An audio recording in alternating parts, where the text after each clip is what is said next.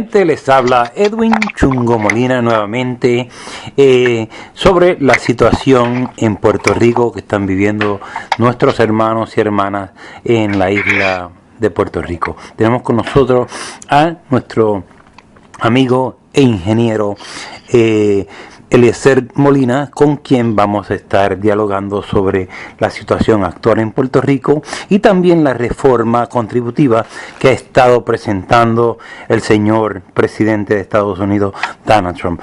Buenos días, Eliezer, ¿cómo estás? Pues muy bien, muy buenos días, Edwin, y saludo a usted y a toda la diáspora que siempre nos representan fuera de la isla.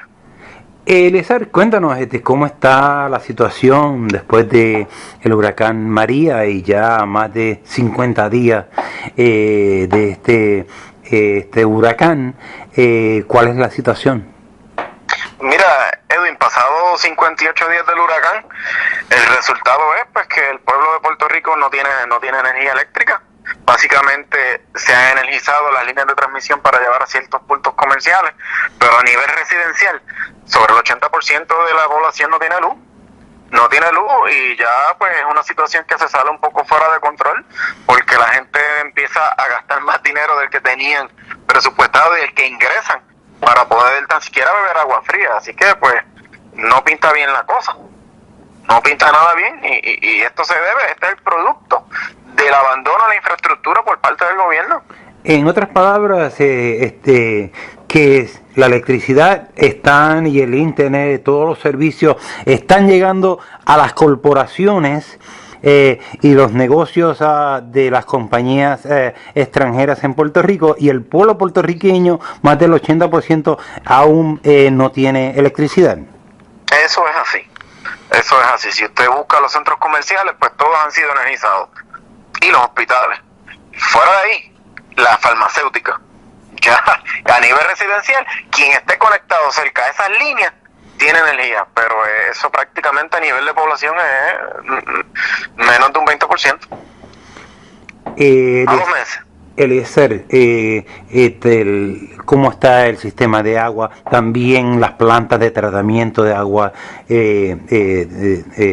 digamos, aguas negras, como... Sí, tenemos ese problema. Tenemos un problema con lo que son las aguas de desperdicio sólido, las aguas negras, porque muchas de estas plantas trabajan a través de bombeo, sistemas de bombeo, y esos sistemas de bombeo pues necesitan el diésel para poder operar. Y la realidad es que ha habido mucha negligencia para esa parte, con esa parte, y el gobierno aquí en Puerto Rico está inoperante. Nosotros tenemos gobierno aquí, está corriendo prácticamente todo por la libre y hay muchas violaciones ambientales que se están cometiendo. Esa es la realidad. Y no hay quien fiscalice eso. Entonces se está distribuyendo un agua potable que no está en óptimas condiciones. No está en óptimas condiciones porque los niveles de turbidez son altos porque está lloviendo mucho. Y la realidad es que se le aconseja a las personas que el agua que les llegue, si la quieren consumir, tienen que primero hervirla. Ese es el agua que está llegando al grifo de las casas. Entonces, la mayor parte de las nuevas urbanizaciones que se han estado formando en Puerto Rico y construyendo en los últimos años, en su gran mayoría usan estufas eléctricas. ¿Algún comentario cómo la gente se están batiendo el cobre, como decimos, en esta situación? Básicamente la mayoría de las personas se han visto en la obligación de buscar un generador eléctrico.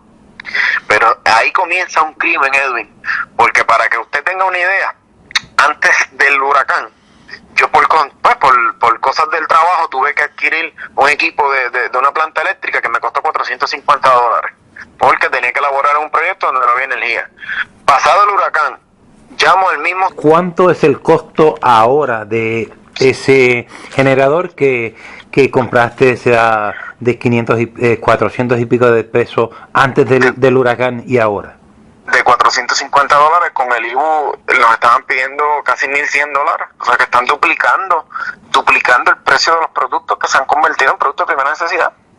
Entonces no hay fiscalización alguna. Cuando usted ve que no hay fiscalización es que no hay interés por parte del Estado en que esos problemas se resuelvan. Esa es la realidad. Entonces, en otras palabras, quiere decir que es una mafia política la que está el colmo del colmo. Es que siempre ha sido así, porque tenemos que recordar que estos políticos llegan a sus puestos porque son financiados por ciertas estructuras, personas, corporaciones, que son quienes los financian a ellos y los colocan en esa posición. Pues en algún momento ellos van a exigir. Y cuando llegan a este tipo de situación, que ellos pueden incrementar su negocio, pueden incrementar sus ganancias, pues los políticos permiten que suceda, porque ellos son quienes a la larga le van a facilitar, le van a crear dentro de la estructura una inyección de capital, porque para eso son los partidos en este país. En este país usted tiene unos partidos que simplemente posicionan personas dentro de las estructuras gubernamentales, cobran sueldos, generan contratos y luego devuelven los favores con donaciones a las campañas políticas. Sí. Aunque toque que el pueblo tenga que sufrir bases necesidades, eso a ellos no les importa. Eso es secundario. Eso, en otras palabras, el costo de las cosas básicas han aumentado en más de un 50%.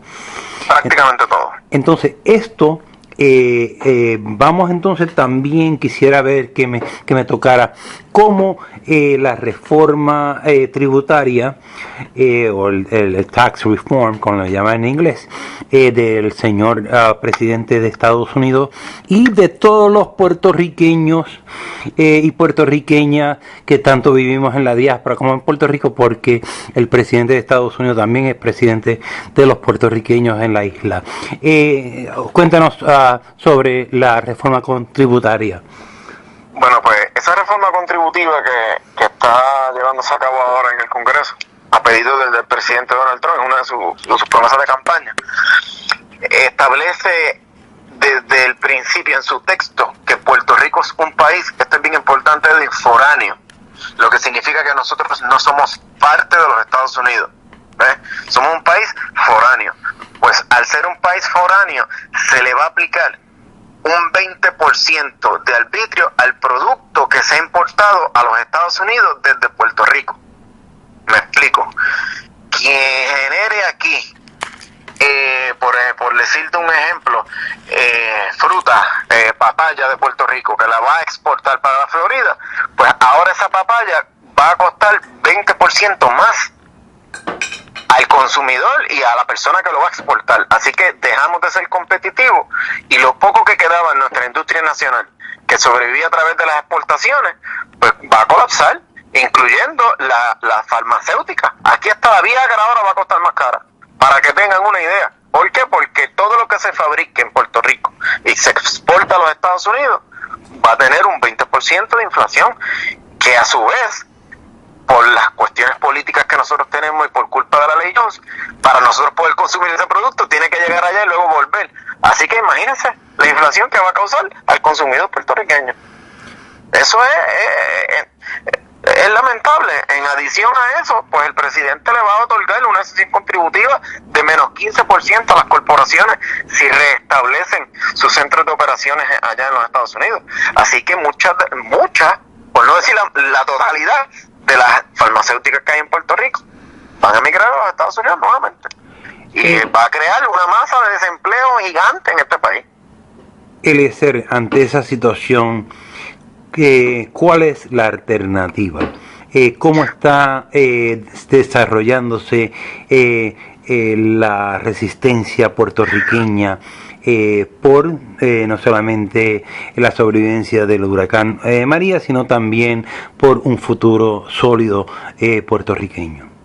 Lo que pasa es que en Puerto Rico no existe resistencia, mucho menos política. Entonces tenemos unos partidos que lo que les gusta es el vilipendio y siempre han estado serviles a lo que venga como una directriz, pero en este momento acaba de morir la competitividad del país. Así que yo no sé qué va a pensar por ejemplo, el Partido Popular, qué opción tiene de futuro, qué le va a decir a su gente, a sus constituyentes, qué le van a decir, qué beneficios va a tener ahora Puerto Rico con este tipo de estructura. Los mismos estadistas, ¿qué discurso van a decirle ahora a sus personas cuando ya el propio presidente del Congreso le está diciendo que somos un ente foráneo? Pues llegó el momento de que la gente tiene que aceptar la realidad como es, crear conciencia de lo que nos está pasando y poder comenzar nuestra propia economía sin ataduras de ningún tipo. Tenemos que llegar a un fin económico común, todas las partes, y posterior a que tengamos nuestro fin común, entonces que se maten en las ideologías, pero tenemos que resolver este problema que nos afecta directamente a todos. Esto no es colores, esto nos afecta a todos, y es responsabilidad de nosotros salir de este atolladero. Eliezer, queríamos también que nos informara de la velocidad que vino ese huracán y cómo quedó la tierra, las plantas, las semillas y particularmente la industria que tú trabajas, que es el café. Pues mira, el sector agrícola confronta unos problemas serios de una gravedad inmensa, porque los vientos del huracán, pues sí es cierto que tuvo ráfagas de 200 millas y sobre 200 millas por hora, pero el problema fue su velocidad de traslación. Ella estuvo mucho tiempo con unos vientos sostenidos de sobre 140 millas, lo que hizo que la vegetación sufriera un impacto terrible, a nivel de que tú podías ver los árboles prácticamente quemados. Entonces tú veías la montaña y podías ver toda la capa terrestre con solamente el tronco central de los árboles que lograron quedarse de pie.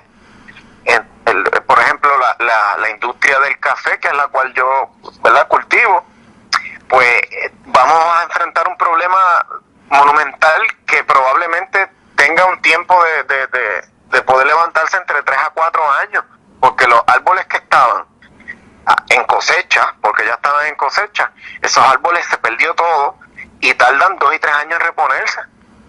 Entonces lo que uno vuelve ¿verdad?, a sembrar, pues va a pasar un proceso donde la producción nacional de ese artículo, del café como tal, de lo que estamos hablando, pues se va a tardar por mucho tiempo. Aquí en los próximos 2 años la gente va a tener que ver café de México, de Brasil, de donde sea, pero de aquí no va a ser. Entonces pues la industria de los pollos fue fatal, se murieron 1 millón de pollos, 1 millón de pollos. Así que pues, es un impacto brutal a la industria nacional de pollo, y lo que se va a comer aquí ahora será pollo americano, y todo lo que sean derivados del pollo va a tener que ser importado. Y igual todo. De verdad que la industria agrícola aquí fue quien más sufrió. La industria agrícola recibió el golpe más duro, y máxime con la cantidad de agua que cayó. Todos esos suelos los lavó y tapó cuencas, y se cayeron plantaciones. Yo vi una plantación de plátano en Añasco, al lado en la falda del río, en la vega del río, y Edwin arrancó la plantación completa hasta con semillas. Ese pobre agricultor se quedó sin ningún tipo de activo, porque ya una plantación que había levantado, que la tenía a punto de cosechar, se la arrancó, y la arrancó la nueva generación. Así que esa persona tiene que volver a empezar desde cero. Estamos hablando de 18 meses. Y así sucesivamente, pues lamentablemente es la industria más golpeada, la agrícola. Eliezer, ¿cuál sería la alternativa para ayudar a ustedes, a los agricultores puertorriqueños, y levantar esa industria, tanto del café, del plátano, del guineo y otros frutos? Bueno, aquí hay que aprender de lo que acabamos de vivir, y tenemos que empezar a hacer unas infraestructuras que se adapten a estas inclemencias del tiempo. Entonces yo creo que es prudente darle unos talleres educativos a todos estos agricultores que se han dedicado toda su vida al cultivo solamente, y no tienen la experiencia de lo que es prepararte para unos eventos de esta magnitud. Pues es algo que se debe considerar. Por ejemplo, si tu finca está orientada en una posición en la montaña donde esos vientos van a entrar directamente, pues uno debe de hacer barreras contra los vientos utilizando árboles. La misma naturaleza, no necesariamente la infraestructura tiene que ser a través de materiales de construcción. Usted puede hacer una infraestructura de bloqueo de vientos con los propios árboles que existen en la finca. Y así sucesivamente, pues uno tiene que hacer un análisis por finca y ubicarla y llevar un poco más la ciencia de la industria al cultivo, y hacerle un trabajo complementario que no hacen, porque el Departamento de Agricultura no hace nada de eso. Ellos simplemente se buscan las regulaciones federales y tratan de desembolsar fondos, pero no están pendientes a que el agricultor tenga unas mayores capacidades para poder desarrollarse. Y debemos dirigirnos en base a eso. Y hacer cultivos que sean susceptibles a estas inclemencias, como la yautía, productos que vayan dentro de la tierra en época de huracanes, es lo ideal. También, fuera de la tierra, pues que no sea en época de huracán. También Eliezer, se está llamando a una movilización el 19 de noviembre en Washington D.C. en contra de la ley Jones y también la ayuda que verdaderamente ustedes necesiten. ¿Cómo ves esa movilización del 19 de noviembre? Pues eso es lo que tienen que hacer, porque la ley Jones es lo que nos está matando a nosotros aquí, porque ¿cómo un agricultor puede competir con un producto importado donde los costos de elaboración son inferiores? Entonces cuando usted lleva su producto a la góndola que lo trata de vender, el producto nacional, el de aquí, el fresco, que genera empleo en la isla, pues no va a tener salida porque no tiene competitividad. Vas a tener que competir con un producto que cuesta la mitad del precio. Y la gente, con esta crisis económica que tiene encima, pues se ven en la obligación de optar por el producto de valor inferior. Y eso es culpa de la ley Jones. Porque la ley Jones es la que establece los parámetros de la economía de consumo que tenemos en Puerto Rico. Y nos crea un costo de inflación. Por ejemplo, las personas el que produce aquí carne de pollo, que tiene que alimentar un pollo, pues tiene que comprar maíz. Ese maíz es importado a los Estados Unidos. Pues el que produce pollo en Estados Unidos, ese maíz le sale más barato por los gastos de importe. Entonces, cuando usted elabora con unos gastos superiores a su competidor y la moneda es la misma, eso es lo que se llama inflación. Y esa inflación es lo que hace que el producto de Puerto Rico sea más caro. Por ende, aumentan las quiebras, aumenta el desempleo, el gobierno deja de recaudar dinero y comienza la deuda pública. Esto es un juego económico que está fundamentado y cimentado en la ley Jones. Así que, si el que quiera levantar la economía de Puerto Rico, no importa la ideología que tenga, no puede ser bajo la ley Jones, porque la ley Jones impide el desarrollo económico de Puerto Rico. Y eso es una realidad que está plasmada ahí hace 100 años. Y esa es nuestra realidad económica y política. Así que por mí, que den todo el esfuerzo que se pueda por eliminar esta ley criminal que ha atentado contra la producción nacional de Puerto Rico. Y es el mayor riesgo que tenemos hoy. Eliezer, ¿algún último mensaje para esa diáspora que te escuchen en canales de información al desnudo? Mire, pues yo quisiera descansar sobre la diáspora una responsabilidad bien grande, y es formar una cruzada en contra de la ley Jones. Nosotros los puertorriqueños tenemos que empezar a llevarle ese reclamo justo, que se nos elimine la ley Jones, no las leyes de cabotaje, la ley Jones como tal. Y ya que las personas que están fuera de Puerto Rico tienen la facilidad de hablar en el idioma inglés, pues seguir llevando ese discurso que nos afecta a nosotros en otros idiomas y en otros lugares, aumentaría entonces la capacidad de que el reclamo llegue a donde tiene que llegar y crear, ¿verdad?, una conciencia a nivel mundial de lo que nos está sucediendo a nosotros, porque aparentemente aquí hay muchas personas que se conforman y les gusta con lo que está pasando, pero la realidad es que no queda mucho esto, no da para más, el modelo ya no da para más. Bueno, Eliezer, te damos las gracias por estar compartiendo con nosotros de Información al Desnudo. Tenga un buen día.